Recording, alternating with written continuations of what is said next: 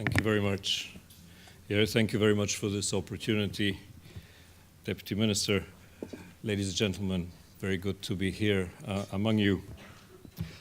I was looking at the title of the conference and I thought I had my business card was a mouthful, but certainly you've achieved something bigger. The title of this conference is bigger than all of us, a grand strategy for a two-state solution. Certainly that is a mouthful. I'm sure in Hebrew it sounds longer. No, in Hebrew it's more complicated.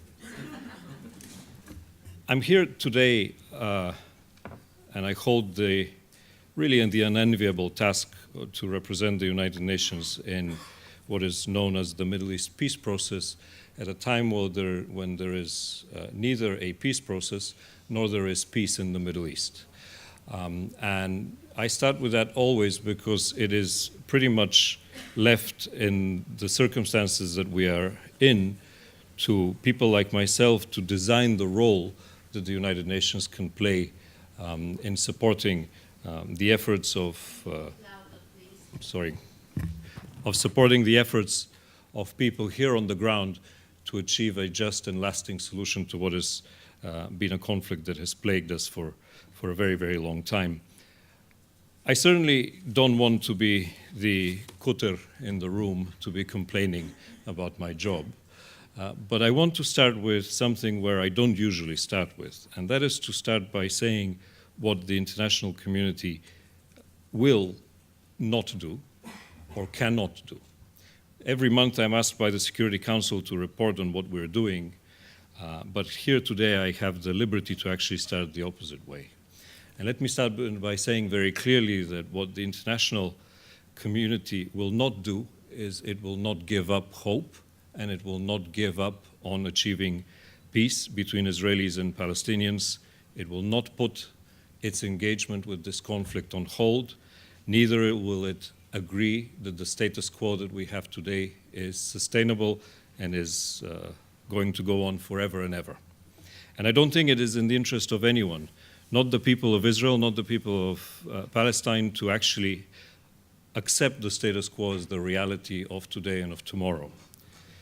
In a situation in which you have a country like Israel, a strong country with democracy, with a strong, vibrant parliament, with a civil society that is respected around the world, with the rule of law that is acknowledged by everyone, a strong democratic country that continues to hold another people under military occupation cannot continue forever and ever. Because it will inevitably undermine the democratic values of the democratic society that Israel is. It will start eroding society from the inside, and it will not allow people to flourish in the way that they really want to, both economically, culturally, morally, and in all kinds of other ways. It will also mean that Israel will continue to be ever more scrutinized by the rest of the world, particularly in Europe, America, other parts of the world as well, but particularly in Europe and America. And I think what has been demonstrated recently by the publication of what came to be known as the Quartet Report is that increasingly Israel's policies in the West Bank will be scrutinized and looked at more carefully and in greater detail than ever before. We have in the United Nations an obligation to uphold international law, international principles, Security Council resolutions, and this is what, in fact, we do on a daily basis. But if we look around the world and we look to our partners in America, in the EU, in Russia, the Quartet, all four of us, we see an increased agreement and an increased understanding that it is necessary for us to look at the details of what is happening on the ground, not just at the big picture and the broad statements, but at the details of what is going on the ground and the policies that are unfolding. The second thing that the international community will not do, and let me be absolutely clear about that, is impose a solution. We cannot impose a solution, neither should we impose a solution. No third party can decide for Israelis and Palestinians what compromises are there to make, what risks they're ready to take for peace, or how that peace will look. In fact, again, we have consistently said that A permanent status agreement that ends the conflict, and I'm quoting here, can only be achieved through direct bilateral negotiations. And this is, again, still the consensus of the international community. Now, part of that consensus is that the two-state solution indeed is the answer that we are all looking for, as difficult it is to get to that solution. There are many anniversaries this year and next year coming around, and I'm sure everybody will play politics with these anniversary, but it's been, let me add a couple of more anniversaries to the list. It's 80 years since the Peel Commission announced the two-state solution officially in what was then colonial Britain. And it's also 70 years since this two-state solution was firstly endorsed by the United Nations. And I know it's questioned by many today in public debate whether that is the right way to go forward, both here in Israel and among the Palestinians. But I see no other answer except a two-state solution to the legitimate national, historic aspirations of both peoples to have a state of their own and to live in peace and security. Now, how that is achieved, on the basis of what agreements that is achieved, and how it is implemented is a matter for negotiations, and it is a matter that stems from the legitimacy of international decisions, including Security Council resolutions. The third thing that the international community cannot do is it cannot endorse any approach that bypasses the Palestinians in achieving peace. And let me be very also clear about that, because the realities of the world today are that, yes, there is a broad interest, a strategic interest in many in the Middle East to find an avenue to peace. But that avenue to peace goes through an agreement between Israel and the Palestinians on a final status arrangements. If not that, at least the beginning of a road that everyone needs to walk together upon in order to reach that agreement. Recently, in a meeting in a rather large country in the Gulf, one of the senior leaders said to me, look, if we take all prior agreements that have been negotiated between the two sides, if we sit down, pretty much you and I can draft out the parameters of a final status agreement that would be acceptable to both sides. But neither you nor I can implement it for both sides. And that is why it is important for us in the international community to look at what we can do. And what we can do is, in fact, support both sides in reaching that agreement, not do it for them, not implement it for them, but support them in reaching it. And support them in reaching it today means, I go back to the beginning of what I was saying earlier, support today means looking at the conditions on the ground and looking at what is happening on the ground and creating the conditions that would allow both sides in the future, when the conditions are right and the leadership is willing, to return to direct bilateral negotiations.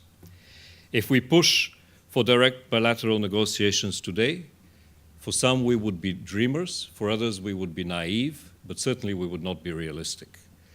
What is realistic today to do is to actually look at what policies need to change as we speak by both sides in order to allow these negotiations to be meaningful and substantial and yield the results that everybody is looking for. And let me again go back to the many, many detailed discussions which we've had in the Middle East Quartet on what are these conditions and outline some ideas of what that might be.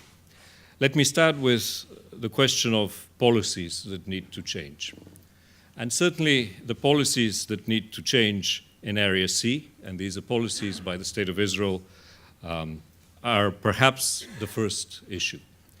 These policies relate to settlement construction and expansion, to preventing the development of Palestinian communities, and to the construction and sometimes legalization of what is known as illegal outposts. Changing these policies is critical. It is critical that these policies change in order to allow a process of rebuilding trust between Israelis and Palestinians, not just in the sense of the word for to create an environment for negotiations, but to create a room, in fact, on the ground, to create room for a two-state solution in the future along the parameters and lines that both sides would agree. It is very concerning that these discussions are very difficult, because in some cases that should be rather easy. Of course, obviously, everything that relates to settlement construction and expansion becomes a very highly politicized issue here in the State of Israel. But there are many, many other things that can be done on the ground to allow for the development of communities and to allow them to have a better living, better living conditions and life in general, in order for them to restore a sense of hope in the future. Certainly, this is in the hands of Israel. But there are things that are in the hands of the Palestinians as well. And creating, upholding, and advancing a single and democratic Palestinian authority with strong public legitimacy and the capacity to exert its authority in the territory that it controls is very important as well.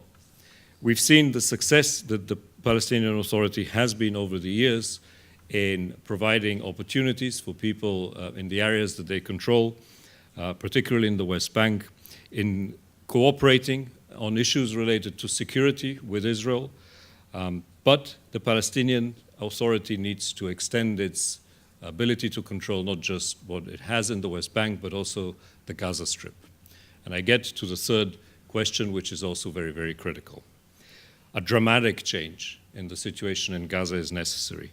A dramatic change in the political, humanitarian, economic, and finally, and most importantly, security environment in Gaza needs to change. I manage to get out to Gaza at least once a month, and often I see different people there, not just government leaders and NGOs. On one of my recent trips, I went to visit a school and met with school children. And these children were part of a debating club that was simulating a parliament with government and opposition and all of it. It was very exciting to see them actually do it and to really get worked up about the political debates that they had. But it was also extremely sad to know that most likely that experience will just remain a mock parliament for them, because they have no recourse to such a political democratic establishment in the environment that they are growing up in Gaza. But even worse for these children is the fact that as they grow up, they have practically no opportunities. They go to school, they may go to university, they will have no jobs, they will have no opportunities for personal development. And they will unfortunately become easy prey for radicals and extremists. And this is why it's very important, we believe, to not just talk about the need to change the situation in Gaza, but to work to restore the unity of the Palestinian Authority's control over the territories in the West Bank and in Gaza as well. That means many issues, many questions that need to be addressed internally in the Palestinian political establishment related to reconciliation and to unity. But even if all of this was done, even if Israel were to change substantial parts of its policies in the West Bank, if the Palestinian leadership were to strengthen its authority and control over Gaza, that would not be enough. We need to look at very clearly two other things. And one is a zero tolerance, a policy of zero tolerance for terror and incitement. And that needs to be understood by all of us, but by everyone on both sides. Incitement is the thing that eats you up alive. It is when you allow your darkest fears to run your language, to run your actions, that you become a subject of control for these darkest fears. And that is the tragedy that we see today. We need to not just talk about incitement, we need to stand up against incitement very, very clearly and on all sides. And terrorism as well. When someone with a gun walks into a restaurant and has a political agenda and starts shooting at people, that is an act of terror. It doesn't matter if it happens in Tel Aviv, if it happens in Brussels or anywhere else. That is an act of terror. And that act of terror needs to be condemned. And that act of terror does not help bring about a Palestinian state. It does not help bring about hope or restore hope to people. Praising such acts of terror does not advance peace. And that is why we in the international community need to be very clear about these lines and make sure that, again, we don't just talk about them, but we actually work with the authorities to implement them. Because I know from personal experience, and I know both from President Abbas and from senior leaders in his team, that he and the people around him are absolutely 100% committed to peace and nonviolence. And that commitment is the core of what he stands for. And you will see that in the next months, in the next days, coming up to the Fatah conference, he will be challenged. He will be challenged by many who will be radical, who will be angry, and who will want to take his position and to take the leadership away from him. But none of them will stand with a stronger message for security and for nonviolence than he will. Of course, that doesn't mean that there is not a long list of things that the Palestinian Authority doesn't need to do in terms of addressing the questions of incitement and the questions of that plague the final point that I want to make today in this list of things that can be done on the ground, and that is the point about trust and tolerance. All trust seems to have been lost in this conflict, or practically all trust seems to have been lost in this conflict. I have not met an Israeli who has not been disappointed by the many years of what people see as missed opportunities to build peace, and the increased security threat that people have seen come after these missed opportunities, Intifada, Gaza, etc. But I have not met a Palestinian who hasn't also lost hope that there's anything at the end of this, that the final goal of what you have today is not just a continuation of the situation on the ground and the negative trends that we're seeing, but it's actually something positive. And in this environment in which trust has been lost, I hear both sides talk about not about agreement, but about separation, about walls and fences and going their different ways. And most recently, a journalist told me how even Palestinian journalists themselves don't want to talk to Israeli journalists, and these lines are, of communities are breaking up completely. And it is a dangerous time when that happens. And it is also not just a dangerous time because of the security risk, but it is strategically dangerous because Palestinians and Israelis together are destined to find a way of living on this land and sharing its resources and sharing its beauty and its history. And that is when things become more difficult. And that is why restoring trust falls pretty much to civil society organizations, to popular movements, to people who are willing to stand up and say, it doesn't matter whether you're on the right or on the left or for which party you vote, you have to have hope that peace at the end of this is possible. And this is the type of movement, this type of support that we also need to find a way of encouraging. If you leave it all to politicians and diplomats, and sadly I seem to be both, one in my country, another one here, you're not going to get anywhere.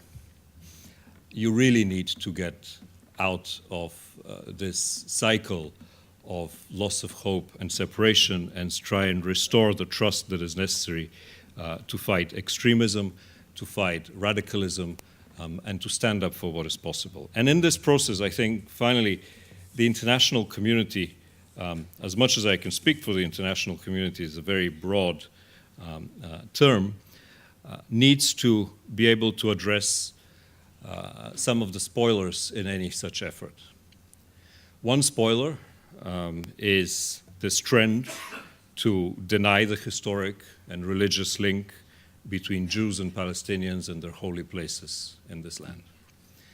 And it needs to be done not just in speeches, but it perhaps needs to be done a little bit more solidly and a little bit more formidably, because the international consensus in the two-state solution must also include the understanding that both people have the right, a historic, national right, to have a state of their own. And accepting the existence of one state does not mean denying the right of the other state to exist. And this is what we, again, need to work very hard to consolidate. Secondly, we need to stand up to all those who want to allow this entire region to become prey to radicals and extremists, be they of religious or political or any other character. The Middle East is sadly in a time of transition in itself, with major geopolitical shifts happening. But as these major geopolitical shifts happening, what we're seeing is a weakening of institutions in many, many countries of the Arab world, of breakdowns of societies, and usually there is one similar theme which goes through all countries. And that is that if you take a community, whether you define it by religion or you define it by ethnicity, nationality, or anything else, if for a long enough period of time you attack this community, you break its social structure, you marginalize it, you push it in the corner, you put it in poverty, whether that's in this part of the world or further to the east or in North Africa or wherever else, if you do this long enough, this community will collapse. And this community will become prey for people with a radical, often terrorist, most often violent agenda, as we have seen in Iraq, we've seen in Syria, we've seen elsewhere in the Middle East. And this is what we need to collectively stand up against. And that is where the responsibility for both Israel, its moderate Arab neighbors, the international community, is shared. We need to stand against that rise of radicalism, strengthen the forces of moderation where we can, and work together. And to be able to get to that stage, we obviously need to address the situation as we see it here on the ground. Thank you very much for this opportunity to address this forum, and I look forward to hearing the rest of the speeches. Thank you.